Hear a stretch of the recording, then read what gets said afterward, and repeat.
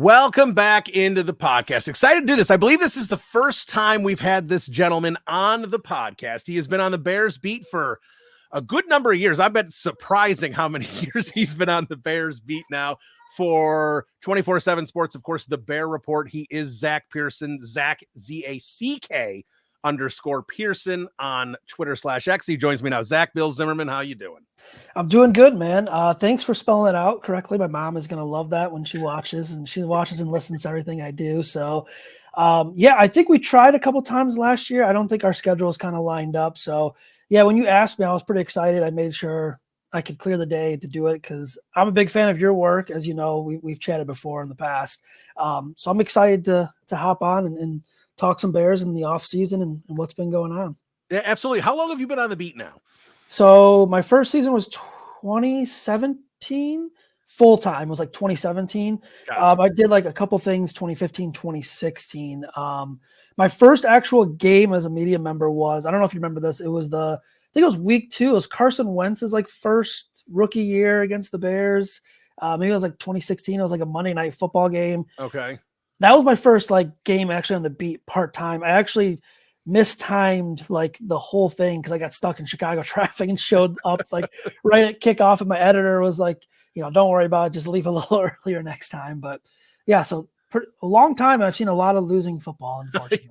Unfortunately, you have, but that's kind of perfect because that gets you in right at the beginning of Trubisky, obviously Fields, because I think, let's not bury the lead here. We're obviously going to wrap up minicamp with you and kind of your observations of what you saw through spring practices, but everyone wants to know about Caleb Williams and how he looks. I know you had a couple tweets about the arm talent and how it was impressive. So you've watched Mitch Trubisky as a young quarterback. You've watched Justin Fields as a young quarterback. You're getting your first glimpses of Caleb Williams now.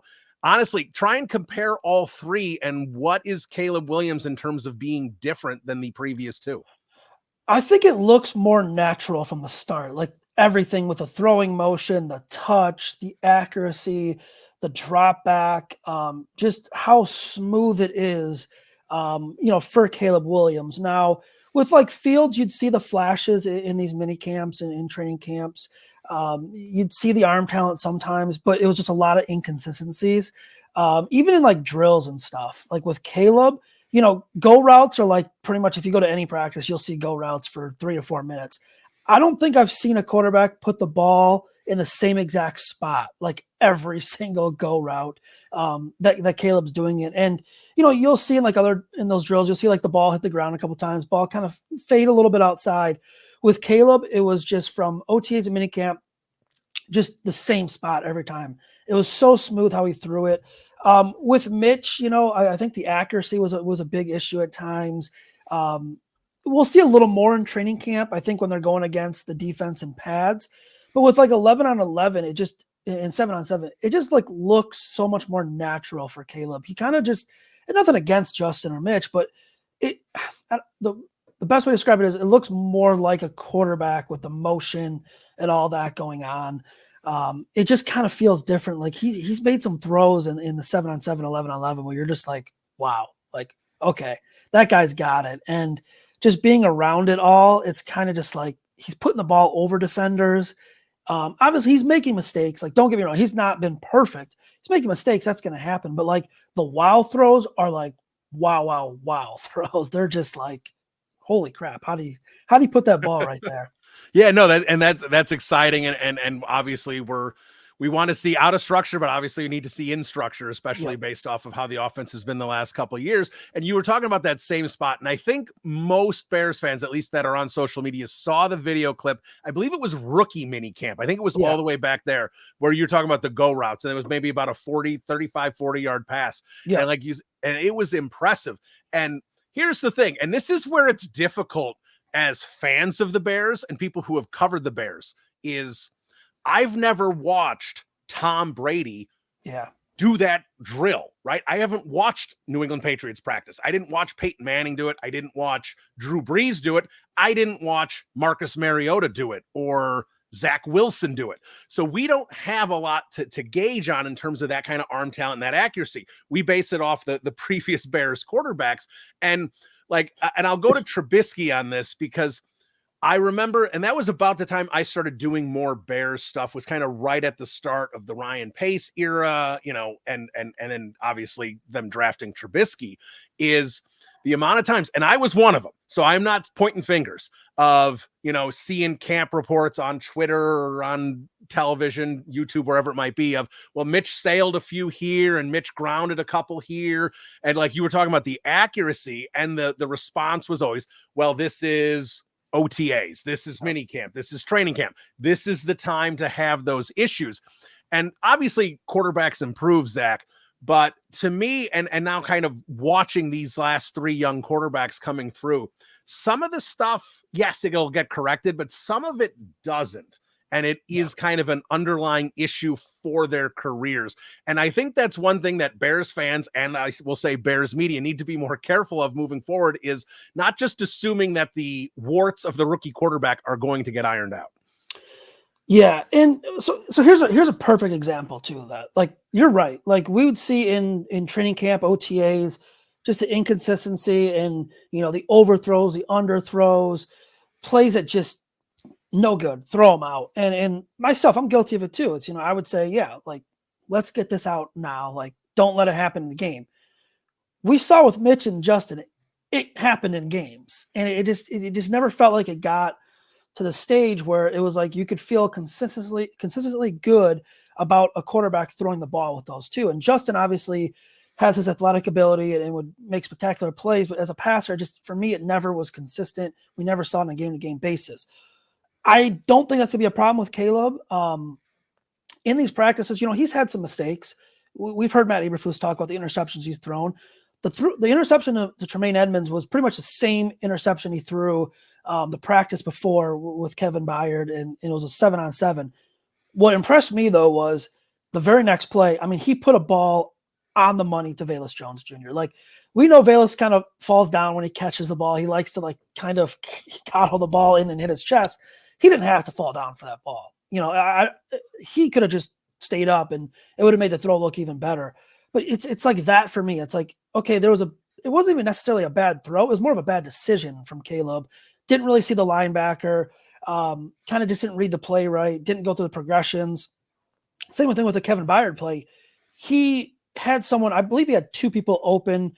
One was kind of an underneath route. One was kind of a sideline route to Keenan Allen. He tried to fit it into a tight window. It just didn't work. But then to come back and make some quick throws and show the consistency and show, okay, like, yeah, I still have this ability too. So I don't think it's going to be a problem for Caleb when the pads come on in training camp. I think we'll see some missed throws. I think that's natural. He's a rookie. He's going against, they call themselves a top 5 defense. I respect that. I'm not there yet. I got to kind of see it on the field. But he's going against a very good defense and arguably one of the best secondaries in the NFL. I think we can say it's a top 5 secondary. I think that's totally fair. So we're going to see these mistakes, and that's going to help him. And what I liked is we've talked to Jaquan, we've talked to Kevin Byard, we've talked to Jalen, Kyler Gordon. They've all said, yeah, like they see the stuff in Caleb and they kind of help him out. Not telling him exactly what, obviously the plays or anything like that, but where he went wrong, like what they were kind of doing a little bit. So that's going to help him out as well. Yeah. Now, before we kind of get off Caleb Williams here, I want to ask you about time to throw, basically in 7-on-7s, and I'll wind the clock back to Justin Fields last year, because I felt last year was really the first year that guys covering the team started putting out 7-on-7 statistics, right?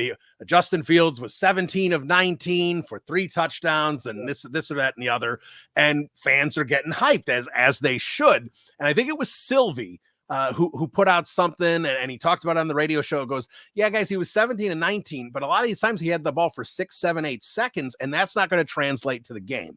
Yeah. And Sylvie got crushed for it because people were not in the mood to hear negative talk about Justin Fields last summer. Again, me included. So when we talk about 7-on-7s with Caleb Williams, and I'm bringing this up also because Jalen Johnson, I know, had an issue with an Adam Johns tweet about Caleb's statistics and saying, hey, but some of these would have been coverage sacks and all that. So, I'm not saying you charted them and what might have been coverage sacks and if he held onto the ball too long, but, and again, I hate to keep bringing up Fields, but we got to go by what we know.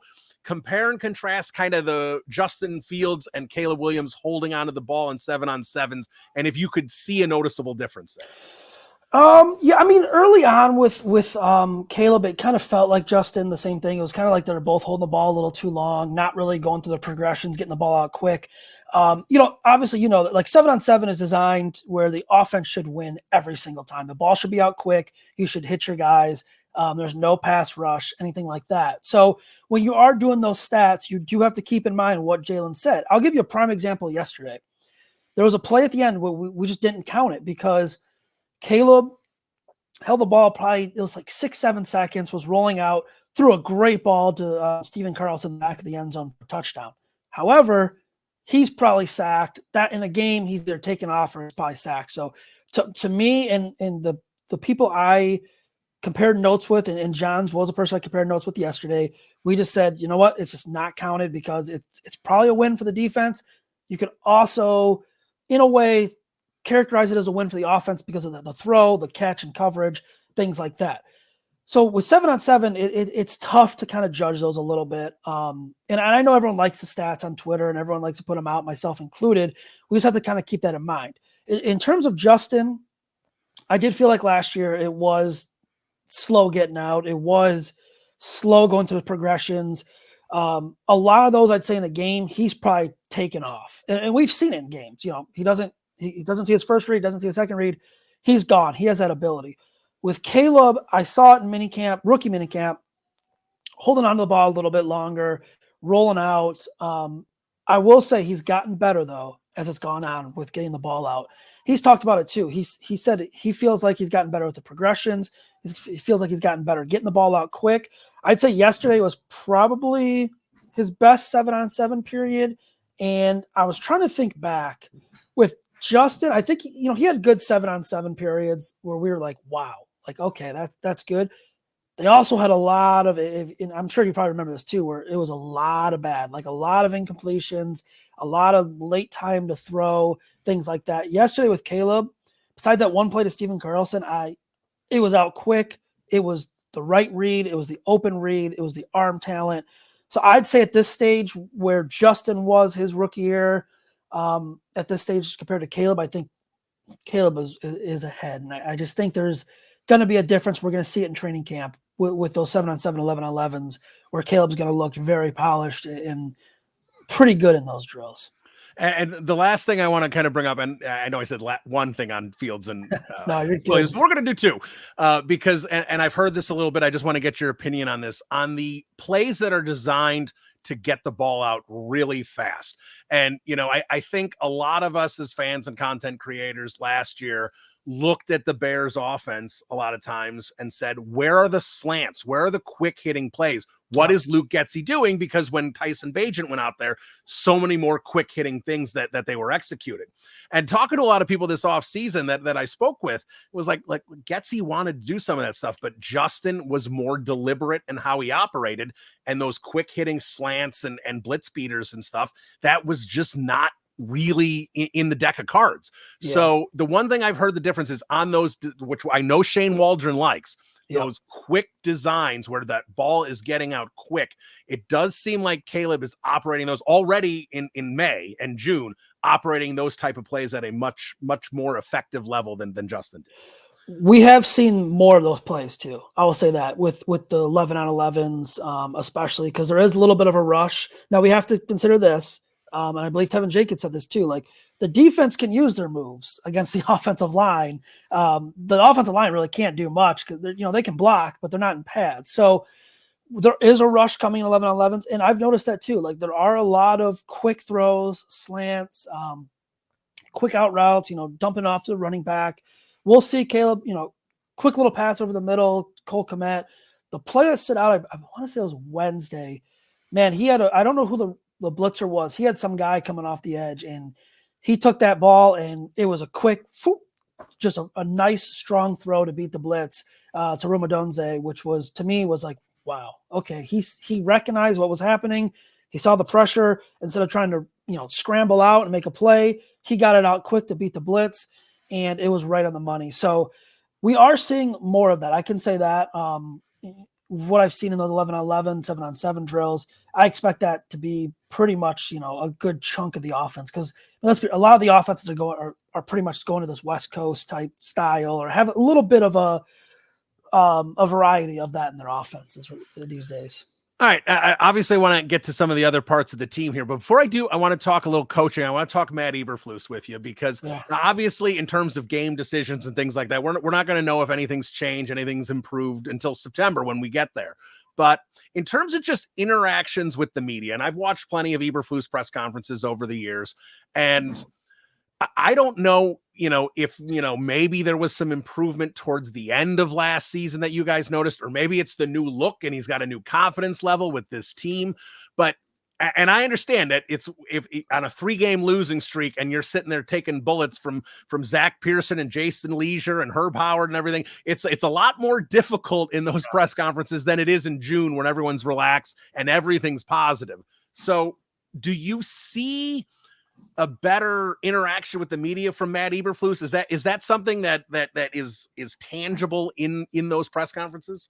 Yeah, I think there's a little improvement. I think he definitely, I don't know if he's met with someone to help out or anything like that. I don't know if it's the new look, the confidence, all the moves they've made that he's like, wow, I'm in position to win some games this year, but he kind of feels more confident up there. Now, there's still some of the goofy stuff too. Like, he came out the other day and was talking about the weather. Like, he didn't think they'd practice on Wednesday. And I was like, I'm like, it was like 85 degrees and sunny. Like, I don't know what he's talking about. He has like some of the goofy stuff too, like called like the Chicago Mafia, stuff like that.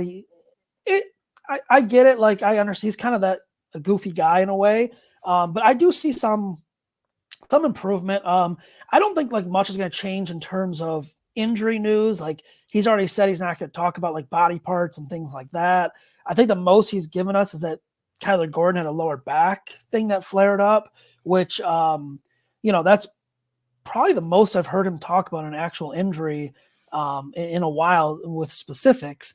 So yeah, I do think that there is a little more confidence. He is a little more straightforward with his answers. He's going to have the banter with the media. I think with Nagy, tensions kind of got high. I don't think the PR did a great job with Nagy and kind of helping him out. I always go back to that. Do you remember that report before the Thanksgiving game that was like, if Nagy doesn't win this game, he's toast? Nagy wasn't scheduled to talk that day when that report came out, and there was a lot of media at Hallis Hall. So instead of sending Nagy out to address that and, see like, okay, like what can we put an end to this? And all they had to say was, this is just not true. Like, we don't know where this report came from. Instead, they had like the special teams coordinator, Tabor, like answering questions about that. I'm like, I think overall as a staff too, like PR is getting better. From top to bottom, I feel like this organization's getting down the right road. Like, been a lot of stuff, hectic stuff in the past that, obviously you've been aware of and things like that. But yeah, I do think he's got a little more confidence. There's a little more, that thing he had with Jason Leisure, what's up yours or whatever like that. Right. Like, I think that was kind of the start of like more confident. But like you said, like when you're losing 4 in a row, 3 in a row, and you got issues going on in Hallis Hall with Alan Williams and another coach, like, yeah, it's tough. I just feel like he's getting on the right path and starting to make progress there.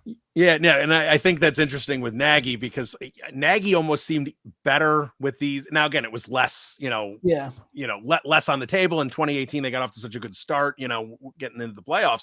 But it seemed like Nagy got worse through the years at those press conferences, got more combative and all. So, yeah, and I think you're right. I think the kind of the PR and some of the changes, and I know Kevin Warren, I know some of the media's kind of poked fun at some of the stuff that's come out with some of the feature pieces on him, but I still think there's a much more of a positive, his fingerprints are very positive on this organization, including communications and changing things up and bringing in someone like Ted Cruz from the Kansas City Chiefs. I'm a big fan of what he's done in the past.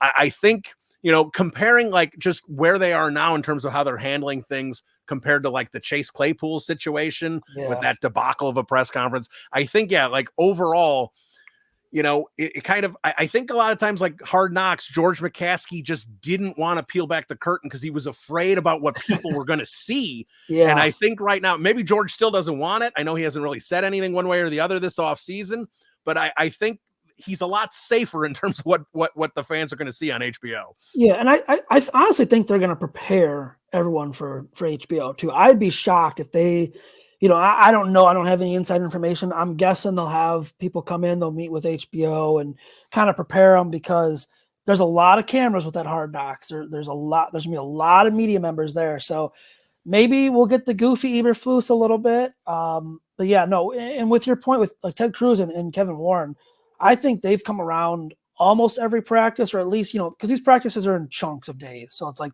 3 days in a row. Obviously it's 1 a week for OTAs, but they've come around. How you doing to the media, shaking hands.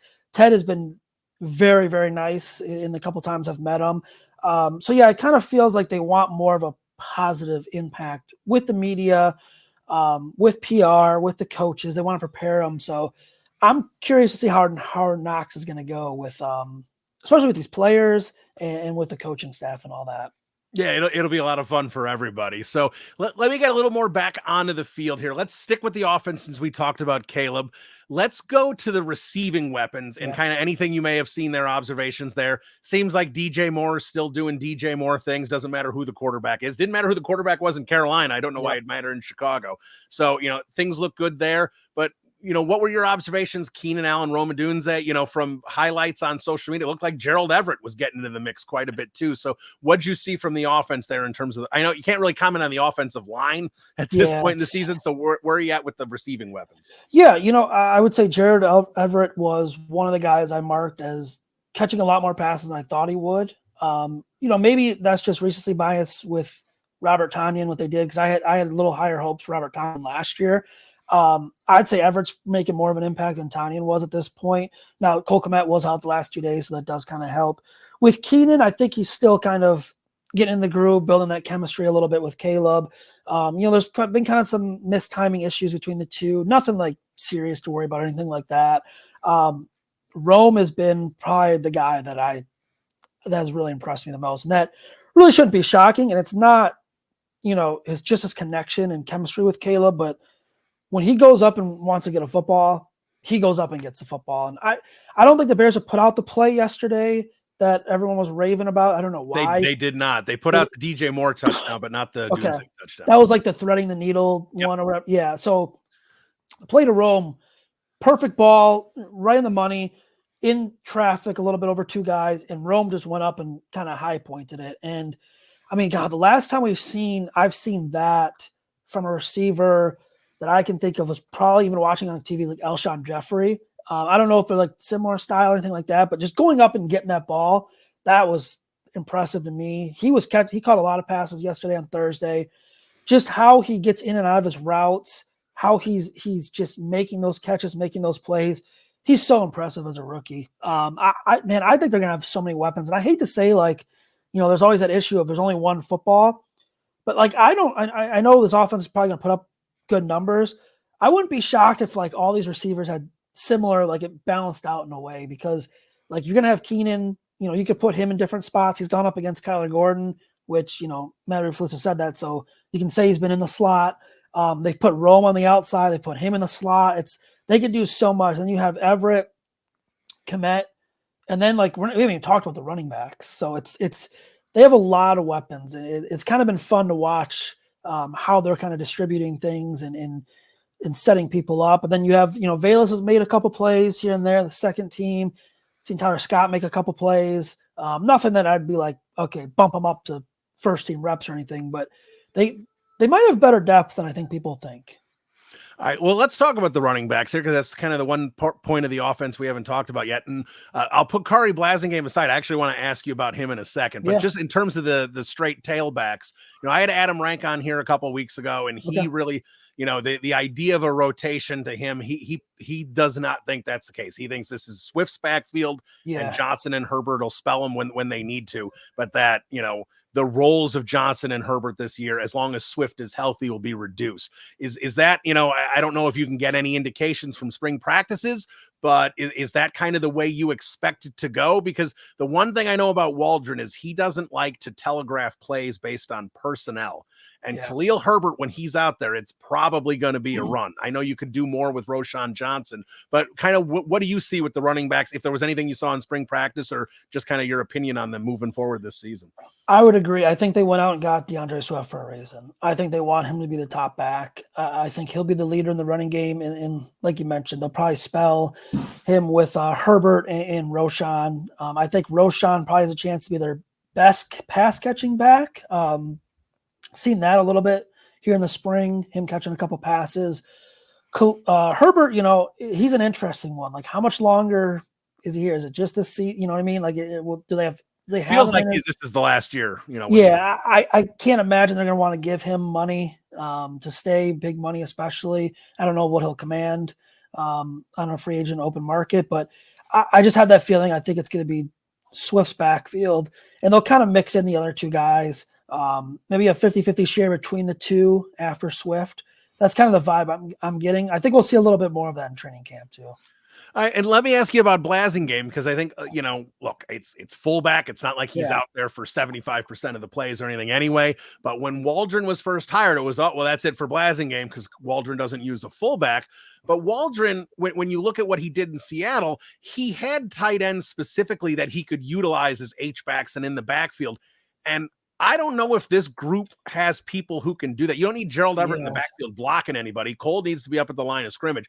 So Blasingame, while not traditionally something Waldron would use, I think when he's looking at his personnel that he has to utilize with this offense, that Blasingame can be a useful player. Yes. And it does look like he's been out there a little bit with the ones and gotten some activity. So do you think Blasingame's spot on this roster is safe moving forward for the role that he needs to be?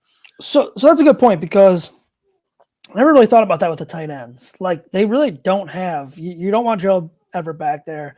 You don't want Steven Carlson back there. You don't want Cole Kmet. So who's going to be back there? And is Herbert a good enough blocker? I don't think so. Is Roschon? I don't think so. I think Kari would be safe. Again, though, it is a numbers game. Like, what does Travis Homer provide to you on special teams? Is he good enough to keep him on special teams compared to someone else? I mean, could it be Kari against, maybe another defensive back, another linebacker? If I were to do my 53-man right now, I'd put Blasingame on there. I'd also put Homer, which gives you essentially 5 running backs / fullbacks. I think they like him enough, and he's proven enough where you need that blocker eventually for the short yardage downs at times. I think he can still be an asset in this offense. And Homer, I wonder if he does make the team, if maybe he gets a few more offensive snaps this year, because Waldron did use him on the offense in Seattle, because he can catch the ball and he can block. So it'll be interesting to see kind of how that plays out. But let me ask you about the defense. And again, not too much to get into here at this point. And like you said, 7-on-7s where it's, geared for the offense. But I do want to ask you about the defensive line, and not that you can really get many observations here from OTAs and minicamp with the defensive line. But clearly, to me, on this defense, that's the Achilles heel. I don't think that's a bold statement. They don't have depth really anywhere. Zach Pickens right now is the 3rd defensive tackle. I would assume Austin Booker's the 3rd defensive end, which is exciting. But at the same time, you'd probably rather have Booker as the 4th defensive tackle, or defensive end. So I'm curious. I think there's a good chance that eventually in late July, early August, that another edge or something comes through here. Personally, I wouldn't be upset if they brought in another defensive tackle as well. I don't know if they're going to do that, but what's your opinion on this defensive line? Because that's my one concern, that, while the secondary is great and they got a very strong linebacking core, that if Sweat's not going to be able to do it alone, if there's not enough pressure on the quarterback, if they can't get pressure with 4, and I have concerns about that secondary might get exposed a little, not because of anything their fault, but because they can't cover for 6 or 7 seconds. Yeah, and that's what's kind of holding me back from saying they're a top 5 defense already. Like, we saw what Montez Sweat could do last year. Who's going to give you more production from the other side? Can DeMarcus Walker step up? I mean, I can't imagine he was happy when they brought in Yannick Ngakoue. He kind of thought he was going to have that role opposite, being one of the top pass rushers before they got Montez Sweat. Will it be Austin Booker? I mean, he's looked solid in camp. I think he's got the traits. I still think, developmental, he's got another year before he can kind of really be a big impact player, in my opinion. I know I praised him the other day. I think he'll get those reps in the situational. Defensive line, man, they're going to really need like Gervon Dexter or Zach Pickens to kind of really make an impact. Got Andrew Billings up there up front. He can make an impact. He's not a difference maker. I wouldn't say. I don't think they have, besides Montez Sweat, a difference maker right now on the defensive line. Do they have guys that could develop into that? Potentially. Like, I think Dexter would be my breakout guy this year. They're going to need someone, though. Like, you can't have Montez Sweat be your only pass rusher getting, 12 sacks. You need another guy up there, 7-8 sacks.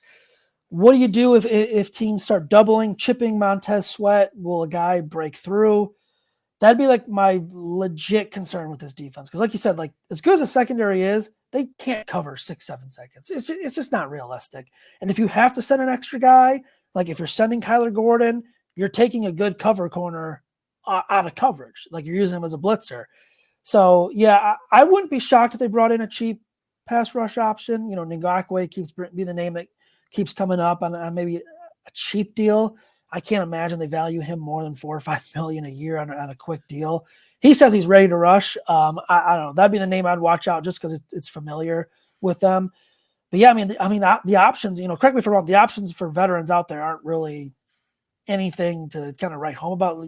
Yeah, I mean, there's a few capable players like Ngakoue, guys like that. But yeah, there's certainly not some crazy impact guy. But signing Ngakoue to, like you said, like a $3-4 million base with incentives that could get up to 7, 8, 9 million, it makes a lot of sense. But let me ask you really quick about Dexter and Pickens, because to me, this is a gigantic year for both of them. And here's why. Not so much for this particular season. Obviously, the Bears need them. If they're going to make big strides this year, they need them to play well. But because of the position of this team going into 2025. Yes. And here's what I would say. Because for these two players in particular, the Bears aren't going to have a ton of holes next year. They've had a ton of holes the last couple of years. So when Ryan Poles has all this money to spend. Yeah, but he's got a dozen holes 2 years ago. He's got 7 holes, last year. So now he's going to have 2, 3, 4 holes. He's going to have a manageable amount of holes that are going to need some help here. And I sit here and look at this and go, those holes are potentially on the defensive line. And they're still right now 6th in the NFL in cap space for 2025. Yep. So they've got money to spend and 3 approximately top 50 picks next year. With that in mind, they can go out. The edge class is supposed to be very good in next year's draft. They can go out and get an edge next year. They could go out and pay a defensive tackle. There's going to be a couple good defensive tackles, maybe more in the one tech variety, but there's going to be a couple good defensive tackles most likely hitting the market again next year. So when you have only a few holes and plenty of money and top 50 picks to utilize, if Dexter doesn't make huge strides and goes, oh, wow, this is the disruptive 3-tech they need. If he looks more like a rotational piece, I think they're going to look to replace him and just keep him as that rotational guy. If Pickens doesn't step up and kind of struggles again like he did last year, he may get pushed out of the rotation and be the 4th or 5th defensive tackle next year. Because that's where I look at this is Ryan Poles isn't going to have a lot of holes, but he's going to have a lot of assets he can use to fill those. So if Dexter and Pickens don't step up this year, I understand it's only their 2nd year in the league. Poles is going to be ready to challenge for a Super Bowl in 2025, and he will put in the veterans and push those guys' snap counts down if they don't make the strides this year. I agree 100%. You need a disruptive 3 technique. You need someone that can just wreck the game on the inside. You have someone in Montez Sweat who can wreck the game on the outside. You need that on the inside too. And if Pickens and Dexter aren't making those strides, like you said, it's a good point. They're going to be ready to contend. Like they feel like they're going to have the quarterback, the pieces in place on offense. They're not going to be shy, on replacing guys. The other factor is with the holes, you might have 3 interior offensive linemen you have to replace next year, depending on what they do with Tevin Jenkins. And it didn't sound like the Bears were ready to extend him anytime soon. Yeah, that was a rough quote for me. That I'd like to stay here, but no offers on the table. I felt bad. I know they're worried about the injuries, but that was rough. Yeah, and like Tevin is a great. I mean, he's a great guy. He is like, he'll tell you he'll be completely honest with you. And I feel like the regime he was drafted into, they kind of screw him around a little bit. He had the stuff before training camp, the injury, things like that. I don't think Nate Davis will be here after this year. Who knows what they're going to do at center? So that plays a factor in it too, because if you go into next year and you need 2 defensive linemen or a defensive lineman and an edge rusher, let's say 2 interior offensive linemen, that's 4 needs right there. So, where are you going to put the assets to? You might need another wide receiver if they don't bring back Keenan Allen. It's kind of just, up for debate right now. But yeah, I don't think they'd be scared to say, hey, we're going to draft someone else, a 3 technique or an edge rusher. We're going to go out and spend big money. Does that mean Dexter's time here is gone? Pickens' time here is done for? No.